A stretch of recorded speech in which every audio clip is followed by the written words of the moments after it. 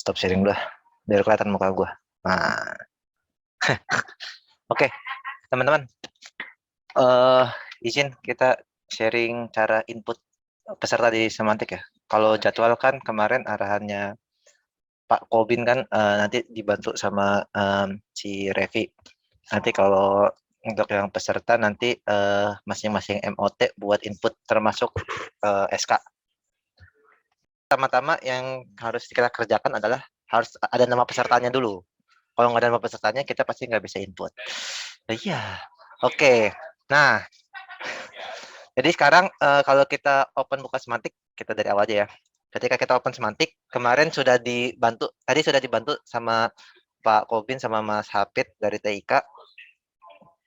Kok ini ya? Nah, ketika kita input semantik, dulu kan ketika kita klik ini bidang penyelenggaraan, ini nanti itu cuma bakal muncul penyelenggaraan 2 doang ya.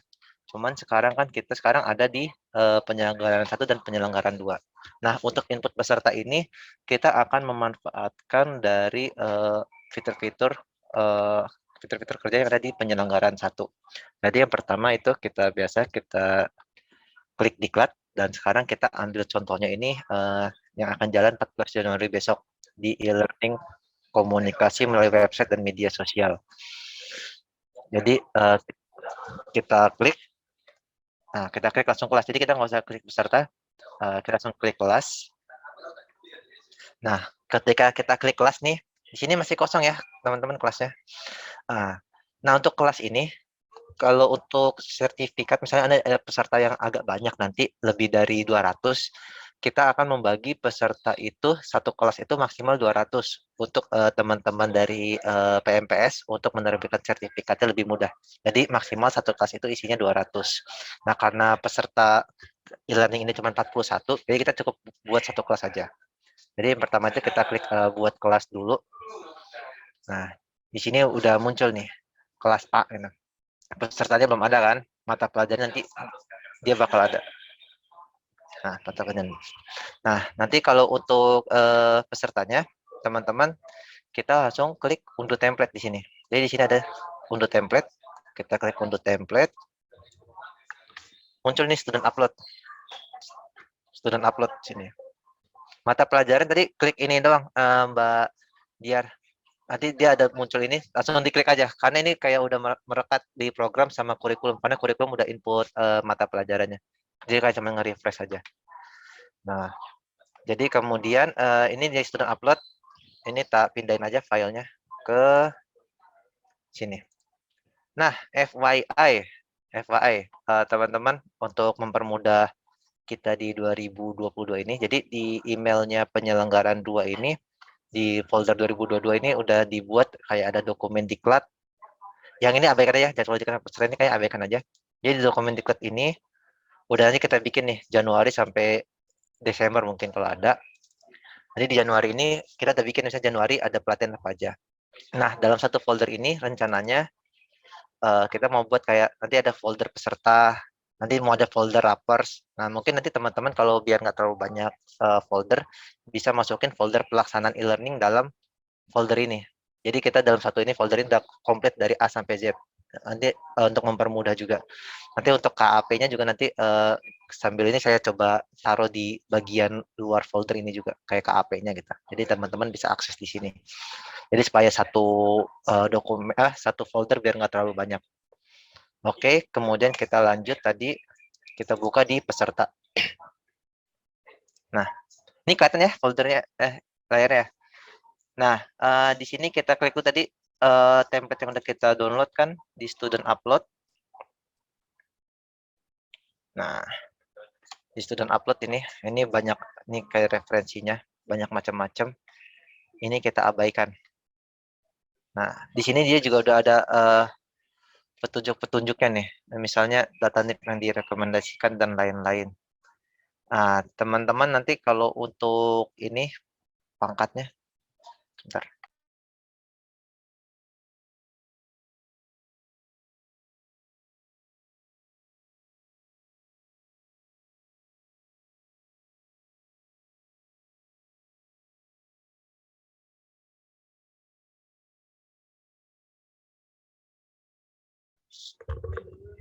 Oke, tadi habis koordinasi sama Mbak Amel.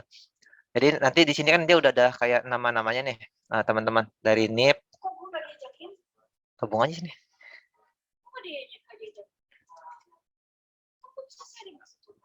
Iya. Iya. Nah, di sini di template ini ada nomor NIP, nama lengkap, unit, password, pangkat, keterangan jabatan. Untuk password sama pangkat ini bisa kita abaikan karena kan nanti peserta dia juga update ya di semantiknya karena kita ngarahin peserta ini. Nah, yang perlu kita pastiin ini adalah NIP. NIP-nya ini yang paling kita penting. Harus kita samain. Oke. Kalau kita akan input. Jadi kalau kita lihat di sini NIP, nama lengkap dan unit. Kita ambil data misalnya untuk yang DJP. Nah, di sini DJP udah kelihatan nggak ya? Misalnya ada NIP, nama, sama unit. Nah, kalau kita mau gampangnya ya udah untuk NIP, cuma tinggal kita copy paste aja. Misalnya ini. Misalnya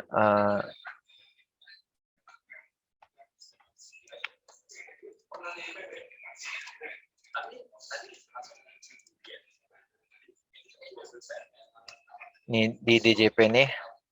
Nah, langsung kita ambil nih. Ini di sini. Oh, ini kebanyakan. Nah, ini langsung di DJP ini ada 30. Jadi teman-teman yang perlu kita input di sini adalah cukup NIP, nama lengkap sama unit di sini. 30. Kemudian di sini kita juga punya dapat data bea cukai ada 10 orang kalau salah. Kita inputin juga. Wah, ini ada yang lain. Oke. Karena ini dari DJPC, kita ini aja.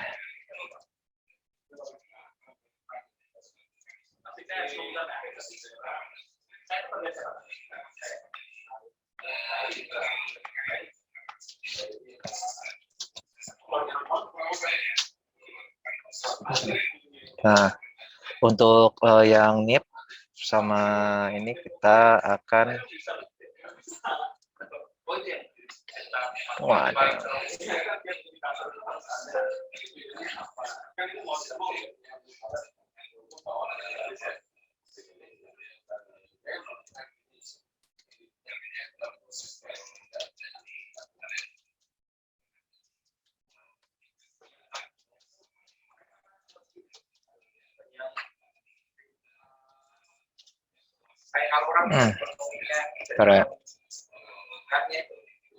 Oke, di sini kita ambil,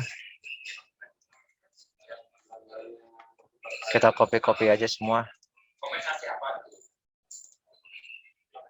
Karena ini DJBC, sebenarnya di sini udah data validationnya ya. Saya DJBC harus disamain. Kita tarik sini. Oke. Jadi sebetulnya untuk kayak input peserta di semantik ya udah kita cuma kayak data yang didapat kita masukin ke template di semantiknya, mirip kayak di KLC lah. Karena kalau di KLC kan cuma NIP doang ya. Kalau ini kita lengkapin, kemudian udah kita Ctrl S. Ini udah kita Ctrl, kita save, kita buka lagi kelas semantiknya. Nah di sini pas kita mau unggah sertifikat ke dalam kelas, kita pilih nih, karena kita udah bikin kelas A, kita pilih kelas A di sini, terus kita browse file upload. Oke, kita browse file upload, kita pilih filenya yang tadi. Sudah upload.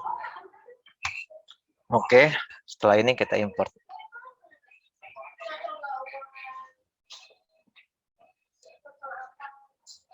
Nanti setelah import, nanti di sini bakal muncul nih, ada 40 peserta di sini kalau dia udah berhasil upload di data peserta.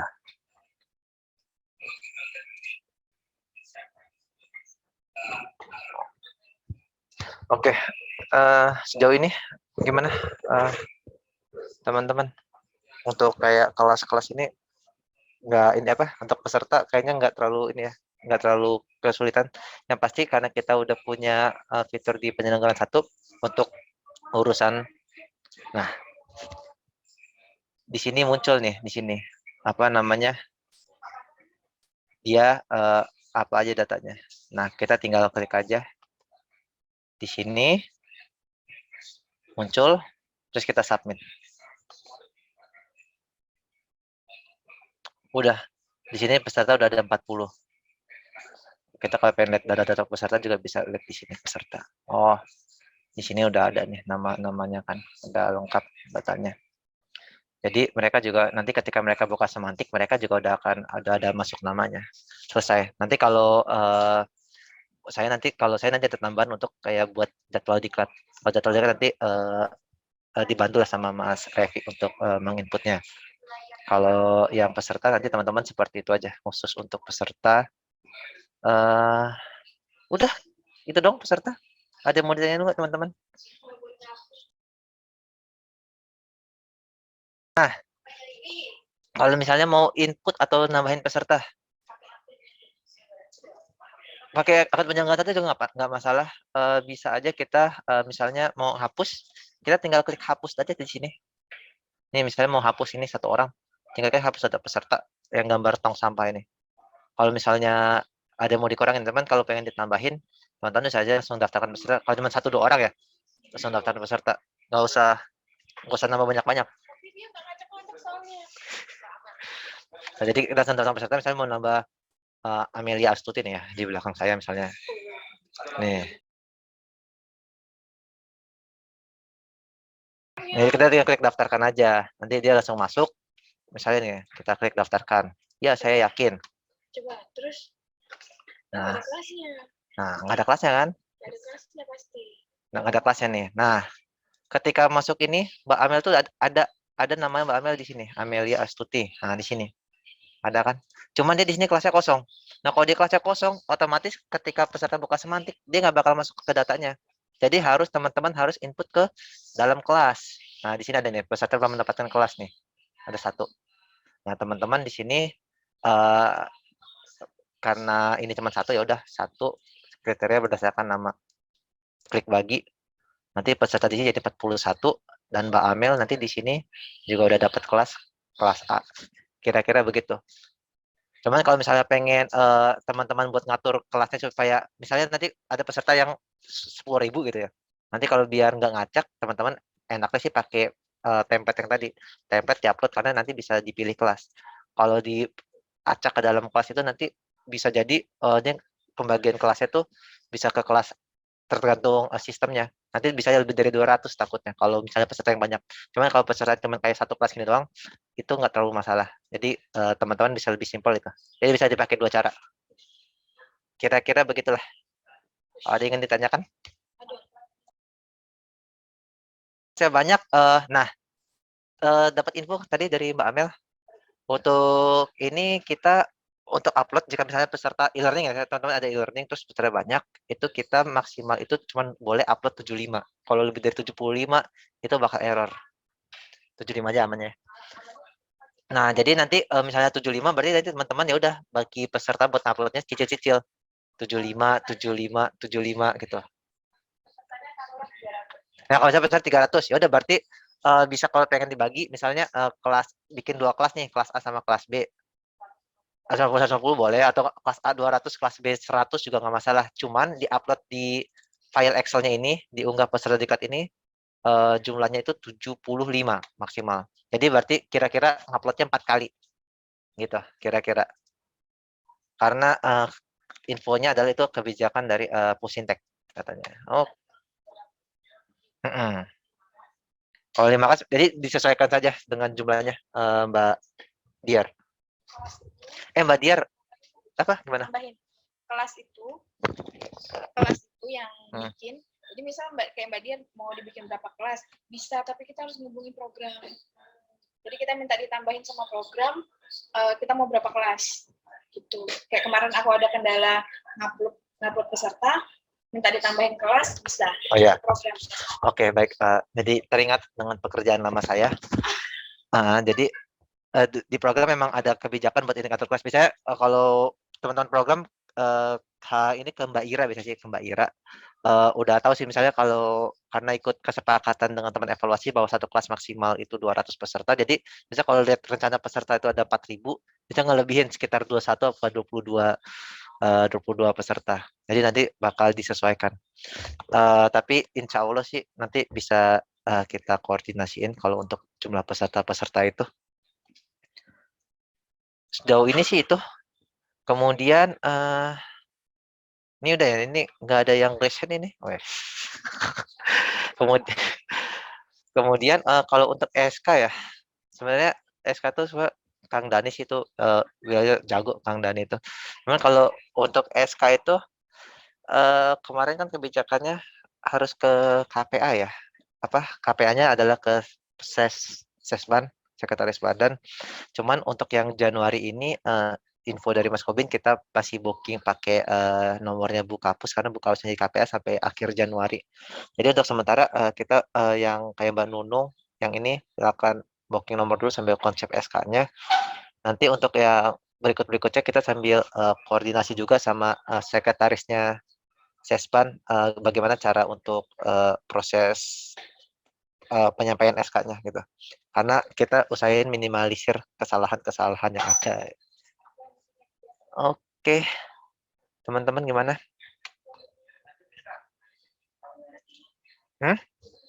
Oh, ada info.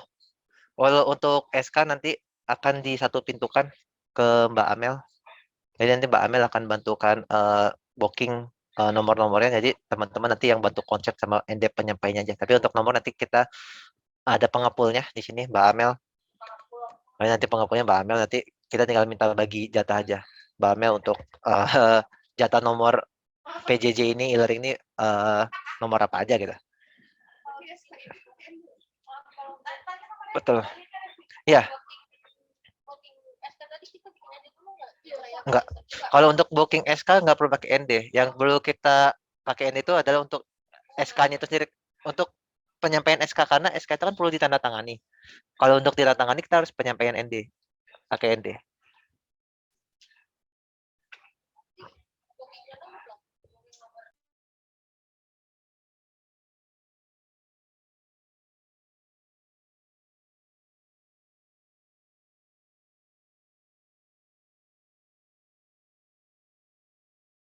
Satu ND yang dari S1 satu ND dari untuk KPU. Jadi penandatanganan SK itu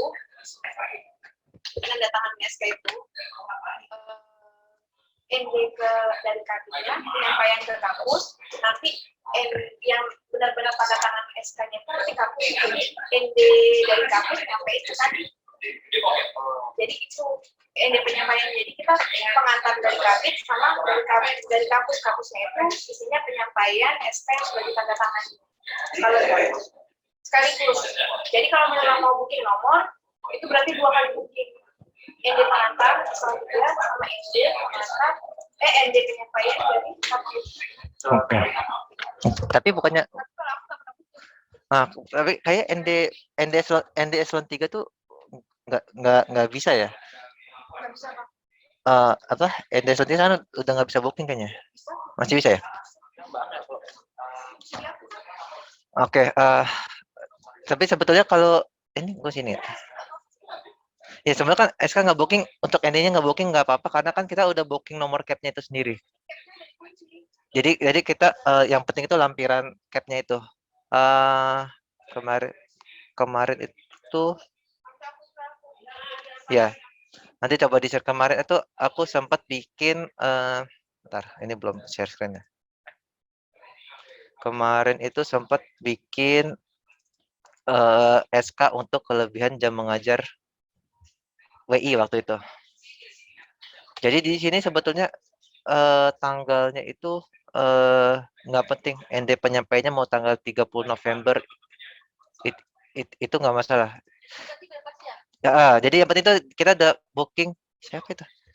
Kita ada booking di cap 7. Itu ngapain coba?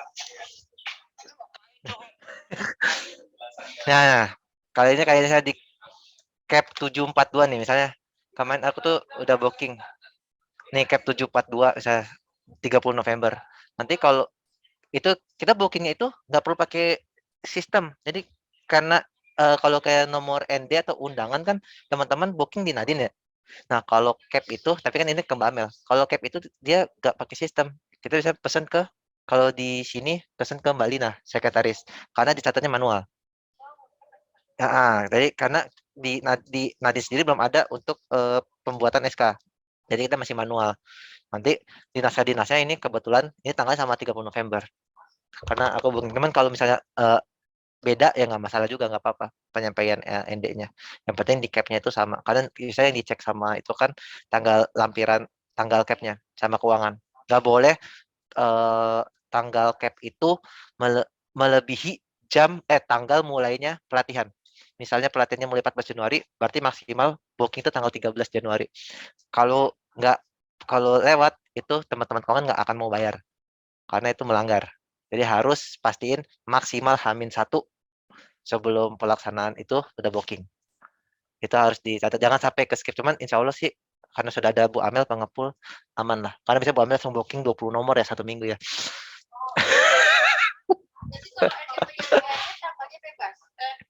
Iya, cuman ya kalau mau idealnya sih ini kita booking aja nomor penyampaian ND-nya nggak apa-apa. Yang penting mirip-mirip dari tanggal SK-nya atau enggak ya maksimal pas misalnya kayak tanggal 14 berarti tanggal 13 tuh udah booking ND penyampaian untuk SK-nya gitu. Soalnya SK itu pasti bakal sebelum dari tanggal mulai pelaksanaan e-learning atau PJJ gitu teman-teman.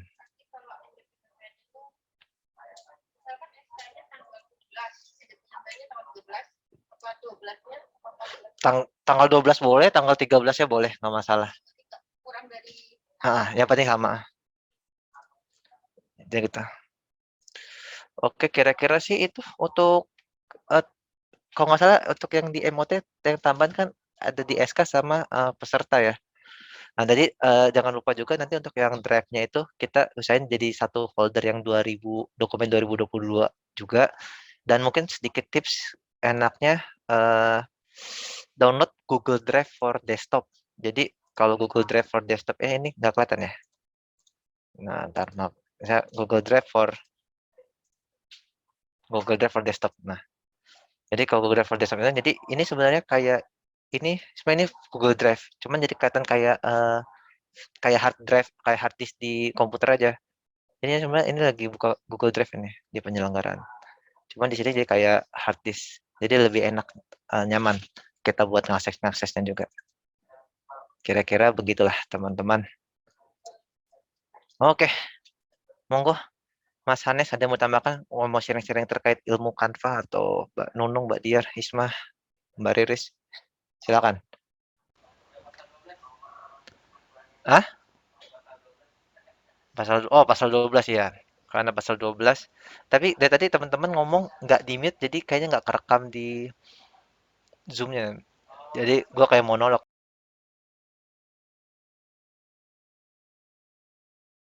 Nggak apa-apa lah ya. Udah paham ya. Jadi kita meskipun nggak jelas, cuman kita paham satu suara. Karena kita orangnya digital banget.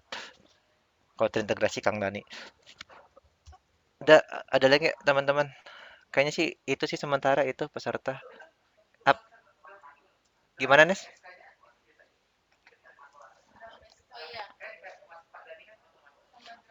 Iya.